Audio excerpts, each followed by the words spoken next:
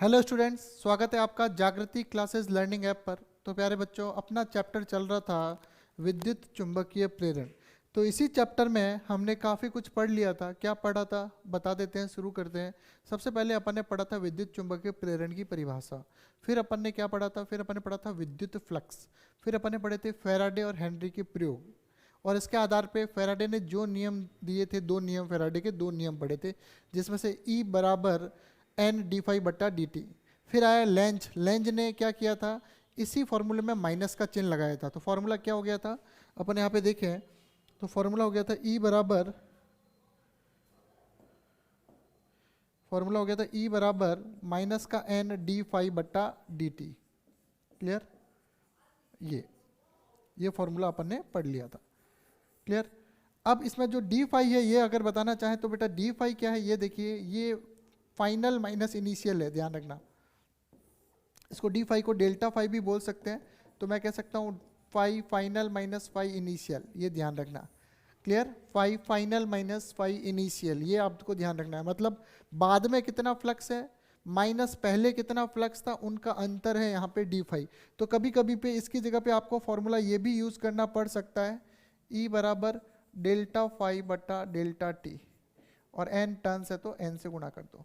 तो ये चीज़ भी एक ही बात है, डी फाई बट्टा डी टी बोलो या डेल्टा फाई बट्टा डेल्टा टी बोलो, एक ही बात है। ये होगा तब अवकलन होगा, ये होगा तो आपको फाइनल माइनस इनिशियल करना है।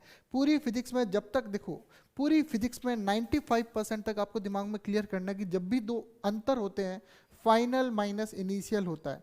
95% या उससे भी ज़्यादा, सिर्फ 5% जो है वहाँ पे क्या होता है, मैं इधर लिख देता हूँ, 5% जो होता है वो इनिशियल माइनस फाइनल होता है। और ये कब होता है इनिशियल माइनस फाइनल? जब अपने को लॉस होता है कहीं पे या हानि होती है।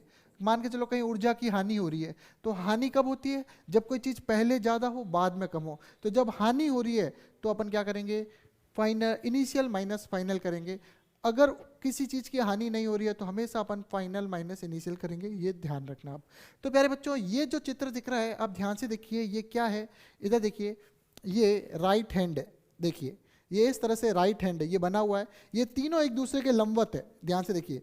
ये इधर आ रहा है आपकी तरफ, ये उधर जा रहा है और ये ऊपर जा रहा है। जैसे ये एक्स अक्स, ये हुआ एक्स अक्स, ये हुआ ऊपर वाला वाई अक्स और इधर वाला जेड अक्स। तो मैं कह सकता हूँ ऊपर वाला हुआ वाई अक्स, इधर वाला हुआ एक्स अक्स, क्लियर, और ये हुआ जेड अक्स या बाहर की ओर। ठीक है, ऐसे है, ये ध्यान रखना एग्जैक्टली। इसमें ऐसे 3D नहीं है, 2D दिखेगा, लेकिन मैं बता रहा हूँ वो देखिए ध्यान से ऐसे। अब देखो राइट हैंड, ये जो नियम है ये क्या है तो इसका मैं बता देता हूं। फ्लेमिंग का दाएं हाथ का नियम, दाएं हाथ, फ्लेमिंग का दाएं हाथ का नियम है भाई, ध्यान रखना। क्या है टॉपिक? फ्लेमिंग के दाएं हाथ का नियम। दायां हाथ मतलब राइट हैंड रूल किसका है? फ्लेमिंग का। ठीक है, Fleming's right hand rule. Right hand लेना है भाई। कौन सा? दायां किसी को नहीं समझ में आ रहा तो सीधा ध्यान रखना, राइट मतलब सीधा हाथ, जिससे अपन मैक्सिमम काम करते हैं। खाबेड़ी ध्यान रखें, खाबेड़ी होते हैं ना जो उल्टे उल्टे हाथ से करते हैं, वो ध्यान रखें भाई, वो कंफ्यूजन में ना हो। मैक्सिमम काम अपना जो है, वैसे डेली रूटीन में भी मैक्सिमम काम राइट हैंड से होता है और फिजिक्स में भी मैक्सिमम काम अपना राइट हैंड से ही होगा, ये ध्यान रखना। एक फ्लेमिंग का लेफ्ट हैंड रूल आता है, उस लेफ्ट हैंड रूल को आप थोड़ा सा इग्नोर करो। फ्लेमिंग का रूल राइट हैंड अपने दिया हुआ है, आपको ध्यान रखना है। अदरवाइज आप क्या करो, आप ए क्रॉस बी वाला कॉन्सेप्ट करो। ए क्रॉस बी वाला कॉन्सेप्ट कैसे करते हैं देखिए, मैं बताता हूँ आपको। मान के चलो C equals to A cross B है। मान के चलो ए इधर है और बी ऊपर है, क्लियर, और कोई भी एंगल ले लो, थीटा 90 है, कोई नहीं, ए और ये बी। अब ए क्रॉस बी निकालना है यहाँ पे, तो आप ध्यान रखो, सुनिएगा। पहले मैं वो बता देता हूँ फिर फ्लेमिंग बताता हूँ। ए क्रॉस बी है, अपने हाथ को ऐसे रखा, सुनिएगा। इसको चलो आगे बाद में देख लेंगे, चलो अभी फ्लेमिंग देख लेते हैं, आगे आपको बता देंगे। तो देखो क्या है ये चीज़, देखिए ये तीनों लंबवत है। तो आपको क्या करना है, कैसे याद रखना है इसको, आपको याद रखना है, इसकी मैं ट्रिक बताऊंगा अभी आपको। तो अपन चलते हैं अगले पार्ट में जहाँ पे डिटेल में दिया हुआ है, या यहीं पे चल लेते हैं। इसकी ट्रिक मैं बताता हूँ यहाँ पे आपको, इसकी ट्रिक देखिएगा, ट्रिक में मज़ा आ जाएगा आपको। ट्रिक देखिए इसकी क्या है, आपको इसको याद रखना है। तो आप ऐसे याद रखो, फादर मदर चाइल्ड, क्या याद रखना है? फादर मदर चाइल्ड, बस कहीं पे भी है, दो चीजें दी हुई होगी, तीसरी में आपको क्या करना है, एडजस्ट करना है, तो तीसरा आपको अपने आप पता चल जाएगा। क्लियर? ये दिशाएं ऐसे ही रहेगी, ये हाथ ऐसे ही रखना है, ऐसे ऐसे ऐसे नहीं रखना है, ऐसे रखना है बिल्कुल, ठीक है, लूलो की तरह नहीं रखना है, ऐसे एकदम कड़क, ठीक है, 90 डिग्री दिखने चाहिए। क्लियर? तो देखो एफ से मैंने बोला पहले फादर, फादर किससे शुरू हुआ, एफ, एफ का मतलब यहां पे क्या लेंगे अपन, फोर्स से, क्या लेंगे, फोर्स, ठीक है। दूसरा मदर, मदर का मीन्स क्या है, एम, मदर का मतलब एम, एम का मतलब क्या है यहाँ पे, मैग्नेटिक फील्ड, क्या है भाई, मैग्नेटिक फील्ड की डायरेक्शन जो है उसमें रखना है। तीसरा है चाइल्ड, चाइल्ड मतलब सी, और सी मतलब क्या होगा यहाँ पे, करंट, मतलब धारा, तो ये हो गया बल, अगर कलर चेंज कर लेते हैं तो ये क्या हो गया, बल, ये हो गया चुंबकीय क्षेत्र, क्लियर, और ये हो गया धारा। ये तीन चीजें हो गई भाई, तीन चीजों के अकॉर्डिंग कोई भी दो चीजें दी हुई उसमें आपको अपनी फिंगर्स को एडजस्ट करना है, तीसरी अपने आप वो दिशा बता देगी। तीनों एक दूसरे के परपेंडिकुलर है, ये आपको दिख रहा है यहाँ पे, क्लियर। एक, ठीक है, तो लेफ्ट, जो लेफ्ट हैंड है वो थोड़ा सा इसे सिमिलर है, लेकिन दोनों साथ में पढ़ेंगे तो अपन कंफ्यूज हो जाएंगे, इसलिए अपन नहीं पढ़ेंगे भाई, अपन सिर्फ फ्लेमिंग्स राइट हैंड पढ़ेंगे, क्लियर, राइट हैंड पढ़ेंगे, क्लियर। लेफ्ट हैंड में कुछ नहीं होता, फोर्स की जगह क्या आ जाता है, मोशन आ जाता है, ये आपको ध्यान रखना है, या अपन हिंदी में याद करो तो गति आ जाता है, बस जहां बल होगी वही गति होगी, सीधी सी बात है, जहां बल होगा वही गति होगी, किसी भी चीज पे जहां बल लगेगा, जिस दिशा में बल लगेगा वही गति होगी। तो लेफ्ट हैंड में जो है, लेफ्ट हैंड में क्या होता है, गति आ जाती है, ठीक है, ठीक है। तो राइट हैंड जो है वो जनरली कहाँ लगता है, जनरेटर में, जनित्र पढ़ना है इस टॉपिक में तो जनित्र के कॉन्सेप्ट में लगेगा, देखेंगे अभी पूरा डिटेल में। लेकिन मैं आगे चलते हैं, यहाँ ये आपको एक बार मैंने बता दिया, तीनों को एक लंबवत रखना है, तो अपन कहना है अंगूठा, तो देखो अपन यहाँ कहेंगे कि ये बीच वाली उंगली है, तो अगर ये करंट को और ये चुंबकीय क्षेत्र को प्रदर्शित करे, ये मध्यमा है, ये मध्यमा, ये ठीक है, तो अगर ये करंट को प्रदर्शित करे, ये चुंबकीय क्षेत्र को प्रदर्शित करे, तो निश्चित रूप से ये किसको प्रदर्शित करेगी, बल को प्रदर्शित करेगी। देखिए तीनों चित्र में बना हुआ है भाई, क्लियर, ठीक है। तो वापस अगले पार्ट में देखें, तो ये देखो फ्लेमिंग्स राइट हैंड रूल अपने बना हुआ है। फ्लेमिंग्स राइट हैंड रूल में देखो सीधी सी बात है, direction of force, direction of field और डायरेक्शन ऑफ करंट, क्लियर। तो ये कौन कौन सा है, ये है अंगूठा, ये आपको पता है, तो ये क्या हो गया आपका अंगूठा। ये कौन सी उंगली है, ये है मध्यमा, बीच वाली है ना, तो ये है मध्यमा, मध्य है जो मध्यमा, ठीक है, क्लियर, अंगूठा तो है ही। और इसको बोलते हैं तर्जनी, क्या बोलते हैं, तर्जनी। तो आप क्या परिभाषा बनाओगे, ये है करंट मतलब धारा, ये है क्या, चुंबकीय क्षेत्र, और ये क्या हो गया, बल। तो कहने का मतलब है कि यदि आपकी मध्यमा धारा की दिशा में हो तथा तर्जनी चुंबकीय क्षेत्र की दिशा में हो, तो निश्चित रूप से आपका अंगूठा बल की दिशा में होगा। आपका अंगूठा किस दिशा में होगा, बल की दिशा में होगा। करके देखिए, यदि आपकी मध्यमा करंट धारा की दिशा में, अगर आपकी तर्जनी चुंबकीय क्षेत्र की दिशा में, तो निश्चित रूप से आपका अंगूठा बल की दिशा में होगा। ये चित्र बना हुआ है, इससे देखें, नॉर्थ पोल साउथ पोल दिख रहा है आपको, करंट इधर आ रहा है, करंट इधर आ रहा है, बाहर की ओर है, ये ऐसे रखा हुआ है जैसे पेन रखा हुआ है, अब इसमें 2D है, तो आप देखो पेन रखा हुआ है, ऐसे देखा तो करंट ऐसे आ रहा है, और नॉर्थ से साउथ चुंबकीय क्षेत्र कहाँ जा रहा है, नॉर्थ से साउथ जा रहा है, तो चुंबकीय क्षेत्र उधर है, देखिए करंट इधर है, तो बल कहाँ लगेगा, आप देखिए करंट इधर है, चुंबकीय क्षेत्र उधर है, करंट इधर है आपकी तरफ, चुंबकीय क्षेत्र उधर है, तो बल, तो इस छड़ पे बल कहाँ लगेगा, इस छड़ पे बल लगेगा ऊपर की ओर, क्लियर। तो तीनों एक दूसरे के लंबवत हो गए, ये बाहर की ओर, ये उधर की ओर, बल ऊपर की ओर, तो ये हो गया चुंबकीय क्षेत्र बी, और ये हो गया करंट सी। इसको बी नहीं बोल के अपन क्या बोल सकते हैं, एम, क्योंकि यहाँ अपन मैग्नेटिक फील्ड के लिए एम बोल रहे हैं, और यहाँ पे current C, FMC, father mother child.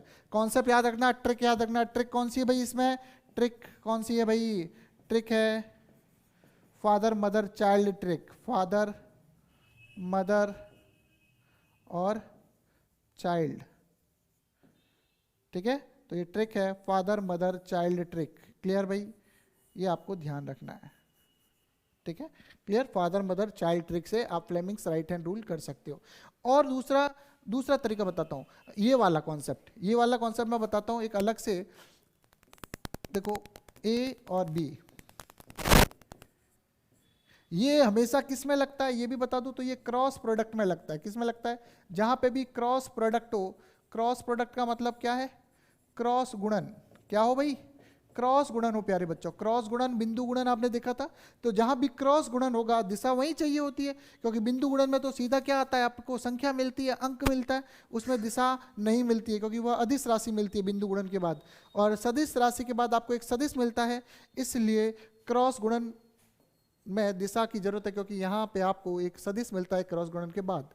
सदिशों के बीच क्रॉस गुणन होता है, और जो तीसरी राशि मिलेगी आपको वो सदिश ही मिलेगी। अब मान के चलो इस चित्र में आपको ए क्रॉस बी करना है, तो देखिए ये ट्रिक राइट हैंड रूल, ये अभी भी राइट हैंड यूज कर रहे हैं। राइट हैंड से सारे क्रॉस हो जाएंगे, आपको फ्लेमिंग ध्यान रखने की जरूरत नहीं है। इससे फ्लेमिंग राइट हैंड भी हो जाएगा और फ्लेमिंग लेफ्ट हैंड भी हो जाएगा।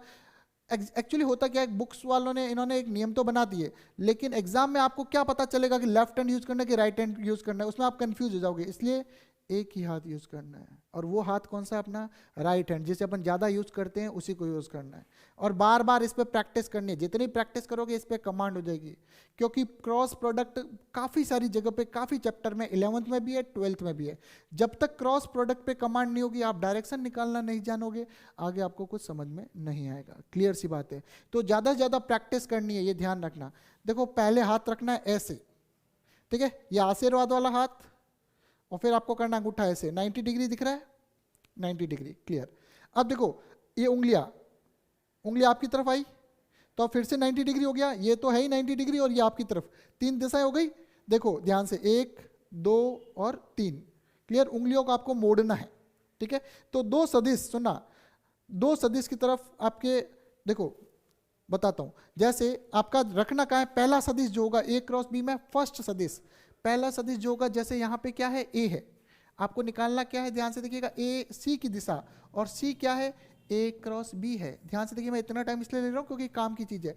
ए क्रॉस बी है, पुनः देखिए। क्लियर। पहला सदिश है, वहां पे आपको क्या रखना है, सुनिएगा, ये पोर्शन रख सकते हो, हथेली रख सकते हो, ये रख सकते हो, और ये रख सकते हो। क्लियर। ध्यान रखना, ये लंबवत है, कुछ भी यूज कर सकते हो। दूसरे सदिश देखो कैसे, मैं बताता हूँ। और अंगूठा परिणामी सदिश को दर्शाएगा। इसमें अंगूठा किसको दर्शाएगा? परिणामी सदिश को। थोड़ा टिपिकल जरूर है, लेकिन अगर कमांड बन गई बेटा, तो ये फ्लेमिंग कोई काम के नहीं है। सीधा सीधा अपना फाइनल जो है क्रॉस प्रोडक्ट वाले राइट हैंड रूल से सारे कॉन्सेप्ट हो जाएंगे। देखिए ए है, तो देखो मैंने पहले ए की तरफ उंगलियां करी, ठीक है। बी की तरफ उंगलियां मोड़नी चाहिए। क्या बी की तरफ मेरी उंगलियां ऊपर मुड़ सकती है? क्या ये वाली उंगलियां नहीं मुड़ सकती? तो मैं कह रहा हूं भाई ये कॉन्सेप्ट तो फेल है। चलो मैंने ऐसे कहा, ये वाला पोर्शन रखा, देखो ये वाला, ये और हथेली मैंने ये रखा, ये इस पे ढक दिया ए को। अब मेरे बी की तरफ उंगलियां मुड़ सकती है क्या? मेरी उंगलियां उल्टी मुड़ सकती है क्या? नहीं मुड़ सकती। मतलब ये भी गलत है, इससे भी नहीं हो रहा, और इससे मेरी उंगलियां अंदर जा रही है, लेकिन अंदर तो बी नहीं है, तो ठीक है ए। तो मैंने किया, ए की तरफ उंगलियां करी, बी ऊपर है, बी की तरफ मेरी उंगलियां मुड़ रही, बिल्कुल बहुत बढ़िया। ए की तरफ मैंने किया, ये मूल बिंदु है, जो भी दिशा होती है वो यहां से लेते हैं। तो मैंने ए क्रॉस बी, अंगूठा कहाँ आया? बाहर। ए क्रॉस बी, अंगूठा कहाँ आया? बाहर की ओर। इसका मतलब है सी जो सदिश है उसकी दिशा कहाँ होगी? बाहर की ओर होगी। अब 3D है, अंदर बाहर कैसे करेंगे? तो मैं आपको बता दूं, कोई भी चीज अंदर होगी और कोई भी चीज बाहर होगी, उसको कैसे दर्शाएंगे। तो देखो मैं पहले भी बता चुका हूं, वापस बताता हूं। जो भी चीज अंदर होगी उसको लिखेंगे क्रॉस, और जो भी चीज बाहर होगी उसे लिखेंगे बिंदु। बिंदु ये बना कैसे? एक तीर के निशान की तरह। कैसे बना है? तीर, ठीक है, तीर ऐसे। जब तीर बाहर आएगा तो उसका पॉइंट दिखेगा आगे वाला। तो मतलब कोई भी चीज का तीर बाहर आ रहा है, जैसे ये पेन भी बाहर आ रहा है, आपकी तरफ आ रहा है, तो इसका आपको बिंदु दिख रहा है। तो बिंदु दिख रहा है, इसका मतलब आपको क्या है कि वो चीज बाहर आ रही है। क्लियर। और कोई भी चीज अंदर जा रही है, तो जब भी तीर अंदर जाएगा तो तीर का क्रॉस आपको दिखेगा। क्रॉस दिखेगा मतलब अंदर जा रहा है। तो ये जनरली चुंबकीय क्षेत्र में काम आता है, अंदर और बाहर। तो निश्चित रूप से सी बराबर ए क्रॉस बी किया तो बाहर की ओर दिशा आई, सी की दिशा बाहर की ओर हुई, तो मैं इस सी की दिशा को बाहर की ओर आने को मैं बिंदु बना सकता हूं कि भाई सी की दिशा ये है, ये सी जो है ये बाहर की ओर है। क्लियर। मान के चलो एक उदाहरण और लेते हैं। मैंने ले लिया ए और आपने ले लिया बी, ऐसे ले लिया थीटा। और हमेशा जो उंगलियां घूमती है वो न्यून कोण पे घूमती है। किस कोण पे घूमेगी? न्यून कोण पे। क्लियर? ठीक है, न्यून कोण नहीं कह के आप इसको ये कहो थीटा लेस देन 180 डिग्री वाले पे घूमती है। ठीक है, ये ध्यान रखना, थीटा लेस देन 180 डिग्री वाले पे घूमती है। तो आप देखिए पुनः ए क्रॉस बी करेंगे इसका, तो क्या करेंगे बताओ? ए पे मैंने किया ऐसे वाली, बी की तरफ बी उंगलियां मुड़ रही है पर ऊपर तो बी नहीं है, बी तो नीचे है, तो ये तो गलत हो गया। बी मैंने ए ऐसे किया, बी अंदर अंदर उंगलियां जा रही है, बी अंदर भी नहीं है, बी तो कहाँ है? नीचे है। तो मैंने कहा ए क्रॉस बी, उंगलियां मुड़ रही है, अब अंगूठा कहाँ जा रहा है? अंदर। तो इसका मतलब है निश्चित रूप से, अब इसका मतलब क्या है निश्चित रूप से कि जो सी है वो अंदर की ओर है, दैट मीन्स क्रॉस। ठीक है, आपको इस तरह से प्रैक्टिस करनी है, बहुत ज़्यादा प्रैक्टिस करनी है, आपको अपने आप प्रैक्टिस से आ जाएगा। ए क्रॉस बी, ये वाला पोर्शन रख के देखो, बी दूसरे वाले की तरफ उंगलियां मुड़े, ये वाला रख के देखो दूसरे वाले की तरफ उंगलियां मुड़े, ये वाला रख के देखो दूसरे वाले की तरफ उंगलियां मुड़े। अगर ऐसा हो रहा है तो अंगूठा तीसरा वाला सदिश जो परिणामी सदिश है वो है, अंगूठा परिणामी सदिश है, इसमें ध्यान रखना। ठीक है भाई, ये आपको हो गया फ्लेमिंग्स राइट हैंड रूल, ये मैंने बता दिया। अब ये करंट वाला रूल है, ये मैं पहले भी बता चुका हूँ, लेकिन यहाँ कहीं कहीं काम आएगा, इसलिए मुझे बताना जरूरी है कि धारा की दिशा, धारा ऊपर जा रही है, वही तार है, धारा ऊपर जा रही है तो धारा की दिशा में अंगूठा रखा, और जहाँ उंगलियां मुड़ रही है, जहाँ उंगलियां मुड़ रही है वो क्या है? चुंबक क्षेत्र की दिशा है। तो अगर धारा ऊपर की ओर जा रही है तो ये उंगलियां ऐसे मुड़ रही है, तो चुंबक क्षेत्र आपको दिख रहा है, चुंबक क्षेत्र ऐसे वृत्ताकार होगा, बहुत सारे चुंबक क्षेत्र जो होगा सकेंद्रीय वृत्तों के रूप में होगा, सकेंद्रीय, इसके ऊपर भी ऐसे बहुत सारे सकेंद्रीय वृत्तों के रूप में होगा। क्या होगा भाई? चुंबकीय क्षेत्र किसी भी सीधे तार के लिए चुंबक क्षेत्र सकेंद्रीय वृत्तों के रूप में होगा भाई, ध्यान रखना। और जिसकी दिशा जो है राइट हैंड थंब रूल से निकालते हैं, राइट हैंड थंब रूल, दक्षिण हस्त अंगुष्ठ नियम, इंग्लिश हिंदी में ऐसे बोलते हैं दक्षिण, राइट मतलब दक्षिण, हस्त अंगुष्ठ नियम। ठीक है, तो इसको आप ऐसे भी बोल सकते हो, दक्षिण हस्त, संस्कृत की मिलावट है थोड़ी सी, ठीक है, अंगुष्ठ नियम थोड़ा सा कट, ठीक है, पर इतना आप समझ सकते हो। तो ये सारी चीजों की राइट हैंड थंब रूल पे जो मेन कहानी थी, यहां तक इसको आप समझने की कोशिश करिए, काम की चीजें। फिर बढ़ते हैं प्यारे बच्चों आगे।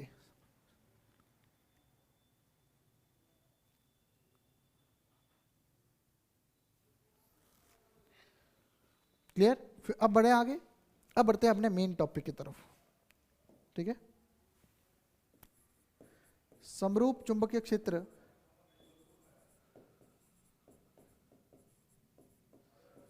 गतिशील चालक छड़ पर बल। क्या बोला मैंने? समरूप चुंबकीय क्षेत्र में गतिशील चालक छड़ पर बल। समरूप चुंबकीय क्षेत्र में गतिशील, समरूप चुंबकीय क्षेत्र में गतिशील चालक छड़ पर बल। क्लियर भाई? तो ये देखिए, समरूप चुंबकीय क्षेत्र में गतिशील, मैं बताता हूँ, मैंने एक चुंबकीय छड़ बनाई भाई, ये छड़ है, ठीक है। अब मेरे को बनाना है चुंबकीय क्षेत्र, तो मैंने क्या किया, चुंबक क्षेत्र बाहर की ओर बनाना है, तो मैंने सब जगह क्या कर दिए, बिंदु, ठीक है।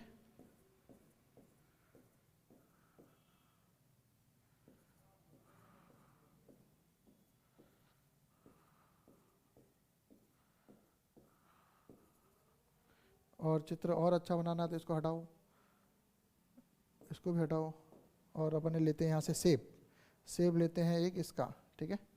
और ये अपने बन गई छड़। क्लियर? ये बन गई छड़, ठीक है। ये बिंदु बना लिए, छड़ बना ली, ठीक है।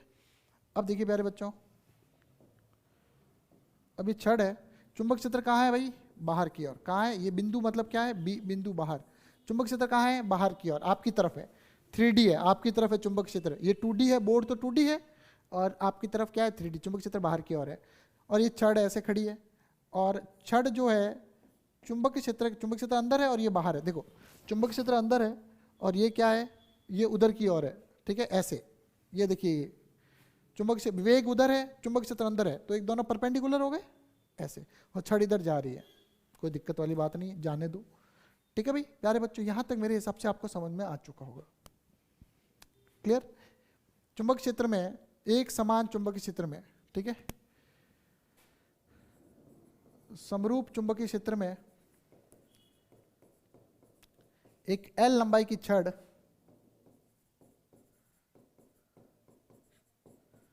चित्रानुसार चुंबक क्षेत्र समरूप चुंबक क्षेत्र बी में है ना, समरूप चुंबक क्षेत्र बी में एक एल लंबाई की छड़ चित्रानुसार, एल लंबाई है, मैं थोड़ा शॉर्ट में लिख दिया भाई, चलेगा ना, लंबाई की छड़ चित्रानुसार चुंबकीय क्षेत्र के लंबवत एक छड़, एक एल लंबाई की छड़ ए बी भी डाल दो, ठीक है। तो थोड़ा शब्दों की लैंग्वेज ध्यान रखना। समरूप चुंबकीय क्षेत्र बी में एक एल लंबाई की छड़ ए बी चित्रानुसार, ए बी मतलब इसको मैं ए बोल दूं, इसको बोल दूं बी, ए बी चित्रानुसार चुंबकीय क्षेत्र के लंबवत v वेग से गतिशील है।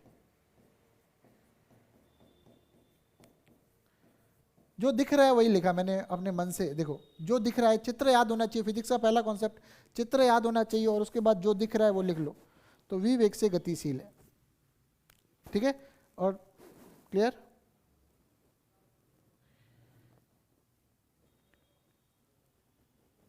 क्लियर भाई, ये आपको दिख रहा है, कोई बड़ी बात नहीं है।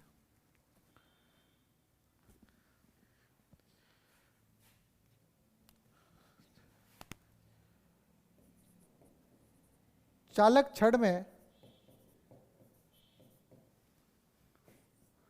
उपस्थित इलेक्ट्रॉन भी छड़ के साथ v वेग से गति करते हैं, v वेग से गति करते हैं, ठीक है भाई, करते हैं, कोई दिक्कत वाली बात ही नहीं है, करेंगे, क्लियर। तो मैंने कहा इलेक्ट्रॉन जो है यहाँ पे मान के चलो वो भी इसके साथ गति करते हैं v वेग से, क्लियर। तो क्या होगा, लॉरेंज बल लगेगा, क्या लगेगा भाई, लॉरेंज बल लगेगा, गति करते हैं तो आवेशों पर लॉरेंज बल कार्य करता है, लॉरेंज बल कार्य करता है। अतः F बराबर Q into V cross B, ये सदिश बना दिया पहली समीकरण। ये F है, एक सदिश है, और कौन सा बल है, ये मैग्नेटिक फोर्स है, तो M लिख दिया। फोर्स मैग्नेटिक या लॉरेंज बल F बराबर Q into V cross B, ठीक है भाई, पहली समीकरण आ गई, ठीक है। इलेक्ट्रॉन मेन इस छड़ में गति इलेक्ट्रॉन ही करेंगे, लेकिन अपन Q मान के चल रहे कि Q है, कोई भी गति कर रहा है।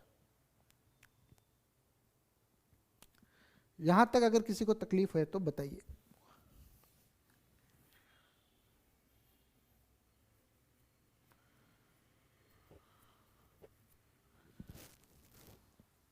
अब इधर देखिए,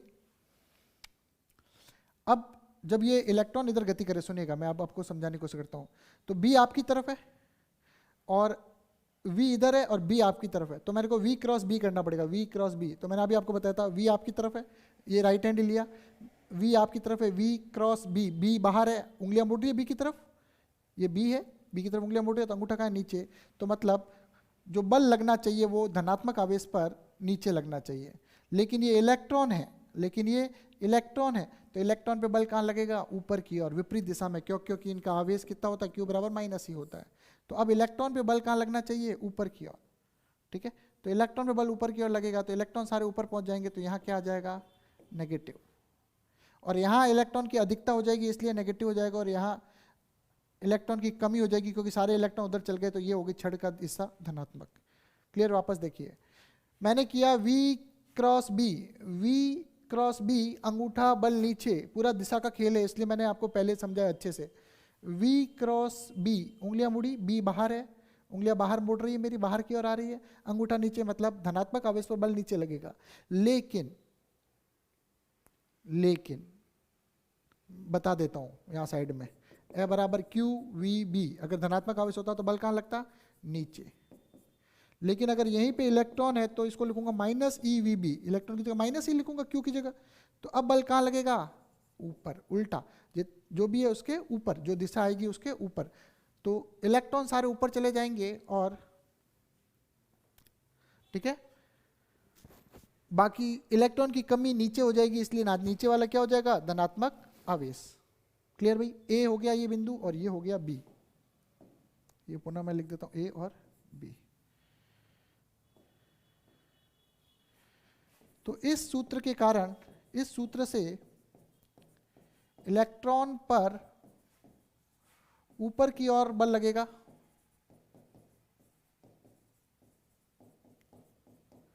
और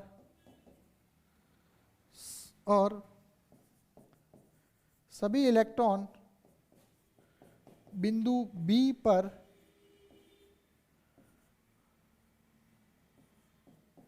एकत्रित होंगे।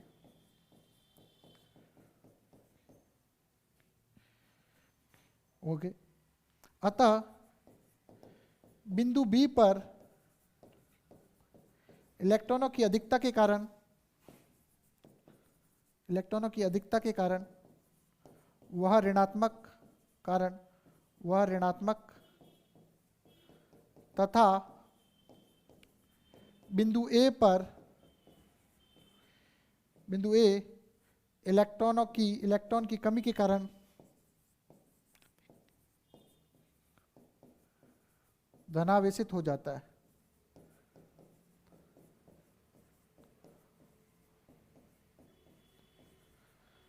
अतः छड़ AB में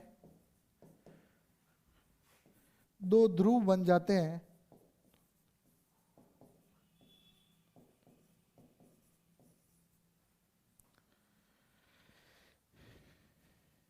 इलेक्ट्रॉनों की गति के साथ ही सुनना, इलेक्ट्रॉनों की गति के साथ ही इन ध्रुवों के कारण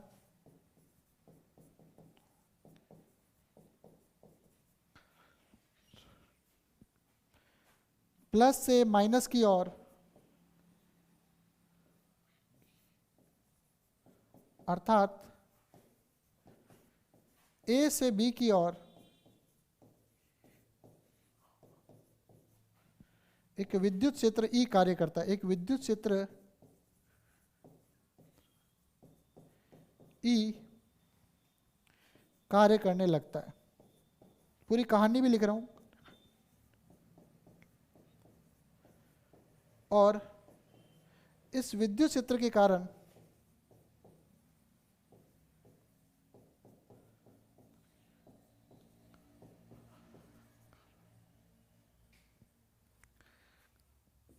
आवेशों पर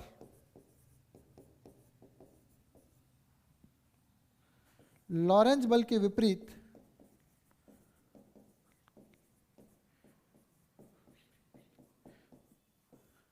दिशा में विद्युत बल कार्य करता है।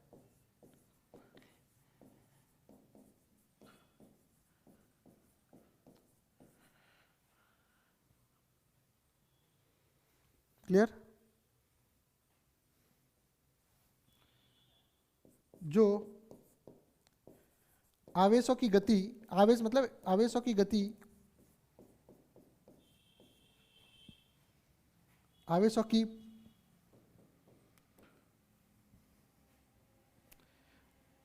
गति को रोकने का प्रयास करता है, आवेशों की गति को रोकने का प्रयास करता है।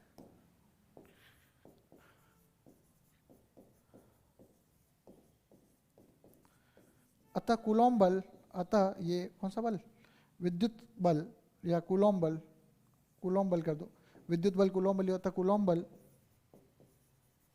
क्या होता है, एफ ई, विद्युत क्षेत्र के कारण बल एफ ई बराबर क्यू इंटू ई। क्लियर? ये होगी समीकरण नंबर 2। पहला एफ ई बराबर क्यू ई, जब पहला हो गया एफ बराबर एफ एम। प्यारे बच्चों देखिए, दो बल लग रहे हैं। पहले गति के कारण लगा चुंबकीय बल, फिर लगा विद्युत बल। ठीक है, चुंबकीय बल को लॉरेंज बल भी कहते हैं और विद्युत बल को कूलॉम बल भी कहते हैं। तो एफ एम बराबर Q into V cross B, और दूसरा हो गया एफ ई बराबर क्यू, एफ ई बराबर क्यू इंटू ई। क्लियर? ये देखिए, ये दोनों विपरीत दिशा में लग रहे हैं। मेरी बात सुनिएगा वापस। अभी एफ देखो, इस पे मान के चलो एक बल लग रहा था ऊपर की ओर, इलेक्ट्रॉन्स पे बात करें। क्लियर? तो इलेक्ट्रॉन से बल लग रहा था ऊपर की ओर, तो एफ एम। अब देखो प्लस इधर है माइनस इधर है, प्लस इधर है माइनस इधर है, तो विद्युत क्षेत्र कहाँ हुआ, ऊपर की ओर। और जब विद्युत क्षेत्र ऊपर हुआ तो इलेक्ट्रॉन पे बल हमेशा विद्युत क्षेत्र की विपरीत दिशा में लगता है, मतलब नीचे की ओर लगेगा, तो ये हो जाएगा एफ ई। क्लियर? तो एफ एम और एफ ई आप देख लो इस तरह से। इलेक्ट्रॉन्स पे बल की बात करें तो एफ एम ऊपर की ओर और एफ ई नीचे की ओर लगेगा। क्लियर? आप चाहो तो इसकी जगह भी माइनस ही रख सकते हो, आप चाहो तो इसकी जगह भी माइनस ही रख सकते हो, लेकिन किताब ने क्यू रखा है तो इसलिए मैंने भी यहाँ पे क्यू रखने की कोशिश करी है। आप चाहो, सुनिएगा, क्यू मतलब अभी आवेश की बात करें तो आप इस क्यू की जगह माइनस ई भी लिख सकते हो, क्योंकि इलेक्ट्रॉन की बात हो रही है, इलेक्ट्रॉन पर ही बल लगेगा, और यहाँ पे भी माइनस ई। क्लियर? अब क्या होगा, दोनों बल क्या है, इक्वल एंड अपोजिट है, दिख रहा है आपको? देखो, जब यह दोनों बल बराबर हो जाएंगे तो इलेक्ट्रॉनों की गति रोकने का प्रयास करता है। ठीक है, अब आगे चलते हैं। जब ये दोनों बल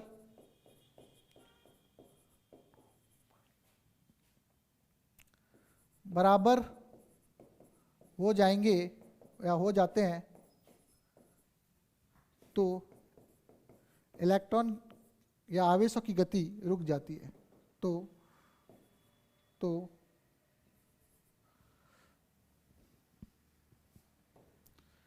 क्षण में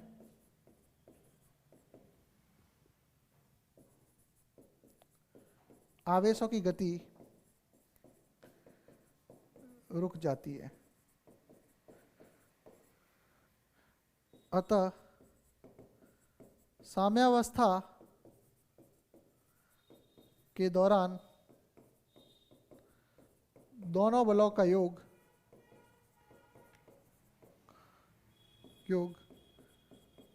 शून्य हो जाता है,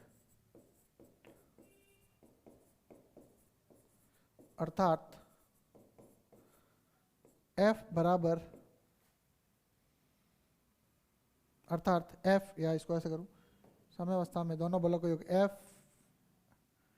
F M plus F E बराबर 0। क्लियर?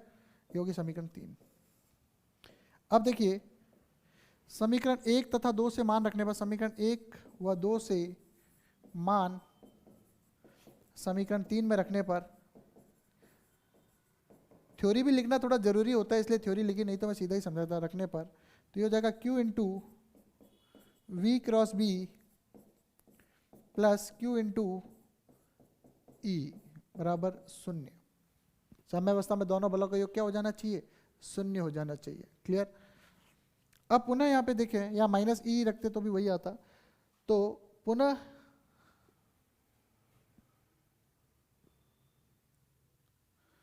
ये देखें तो ध्यान से देखिएगा, Q इंटू ई, और ये अगर उधर गया तो माइनस ई, और ये हो गया V क्रॉस बी। Q से Q कटा तो E का मान कितना है प्यारे बच्चों, माइनस का V क्रॉस बी, मतलब V क्रॉस बी की जो दिशा होगी उसके विपरीत E की दिशा होगी। यहाँ तक अपना रिजल्ट आ गया भाई। 3 के बाद इसको बोल देते 4।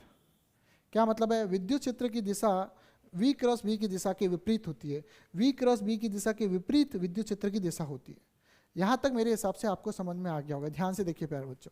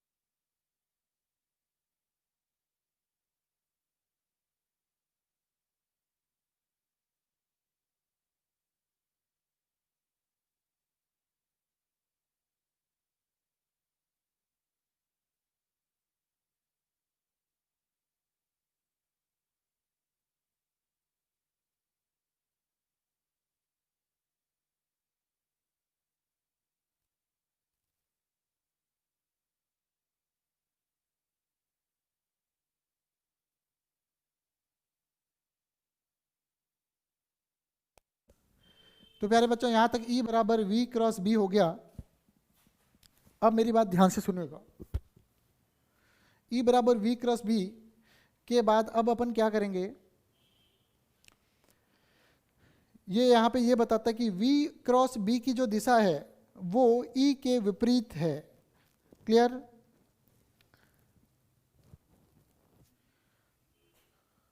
अतः E की दिशा V क्रॉस B की दिशा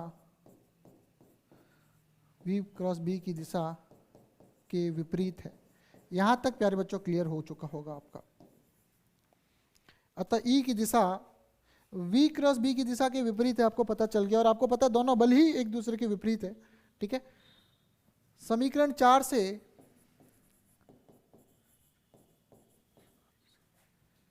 विद्युत क्षेत्र का परिमाण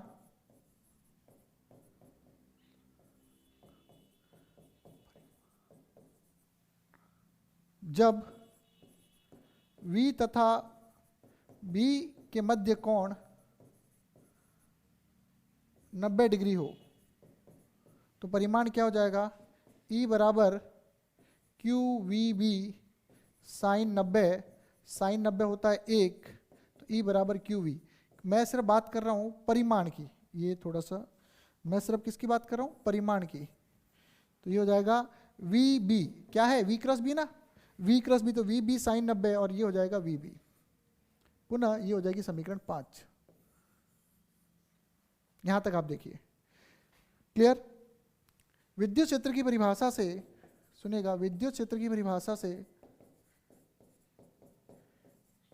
से क्या है, E बराबर क्या होता है, विभव बट्टा लंबाई, विभव बट्टा लंबाई।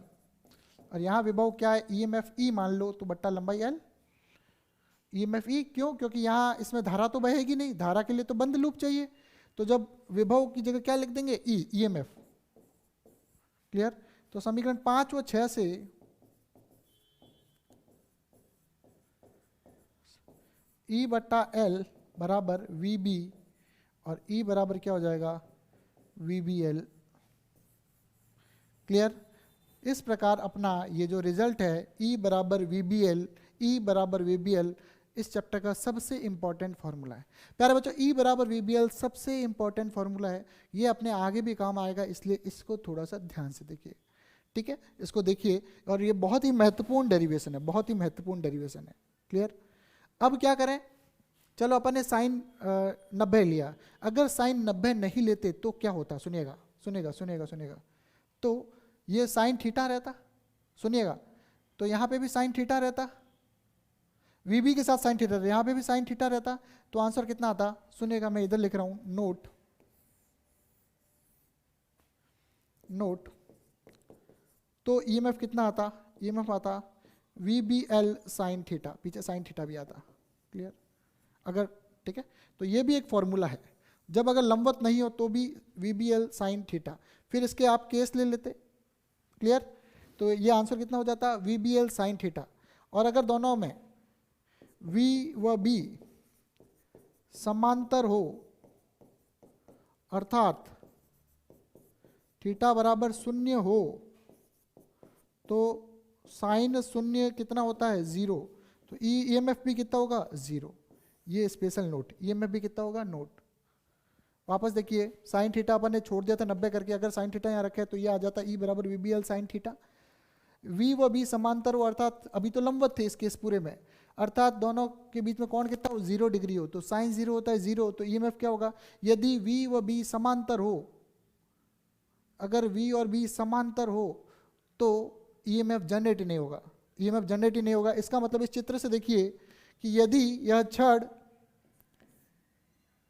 सुनिएगा, यदि ये छड़, इसको मैं ऐसे करता हूं, यदि ये छड़ बाहर की ओर गति करती, ऐसे, सुनिएगा, आपकी तरफ ये छड़ ऐसे जा रही है तो EMF जनरेट हो रहा है, ये छड़ यदि ऐसे जाती तो EMF जनरेट नहीं होता, क्योंकि चुंबक क्षेत्र की दिशा भी बाहर की ओर है और छड़ की दिशा भी बाहर की ओर है। क्लियर? क्यों नहीं होता वो भी बता दूं कि यदि ये छड़ आपकी तरफ आ रही होती तो इसका अंदर का आवेश भी आपकी तरफ आ रहा होता, चुंबक क्षेत्र भी आपकी तरफ आ रहा है, तो अगर आवेश आपकी तरफ आ रहा है और चुंबक क्षेत्र भी आपके पास आ रहा है तो दोनों के बीच समांतर है, तो क्या हो गया, कोण क्या हो गया, बल ही जीरो लगा इस आवेश पर। सुनिएगा, ये आवेश है वो भी आपकी तरफ आ रहा है v वेग से, चुंबक क्षेत्र भी आपकी आ रहा है v वेग से, v क्रॉस b करो जीरो आएगा, तो आवेश पे बल ही नहीं लगेगा। तो जब आवेश पे बल ही नहीं लग रहा तो आवेश ऊपर नीचे जाएगा ही नहीं, और जब आवेश ऊपर नीचे जाएगा ही नहीं तो ध्रुवण ही नहीं होगा यहाँ पे, तो बैटरी कैसे बनेगी, ईएमएफ कैसे बनेगा। क्लियर, बात आ रही समझ में। अतः यह एक बैटरी बन रही है जिसका प्लस सिरा ये है और माइनस सिरा ये है। क्लियर, फॉर एग्जाम्पल बैटरी ऐसे बनेगी, इधर ऐसे, ये प्लस और ये माइनस, माइनस सिरा ऊपर है, प्लस इधर है। क्लियर, ये बैटरी का प्लस और माइनस, ये आपको ध्यान रखना है। ठीक है, इसी के साथ बच्चों आज की क्लास यहीं समाप्त करेंगे, अगली क्लास में फिर मिलेंगे। धन्यवाद।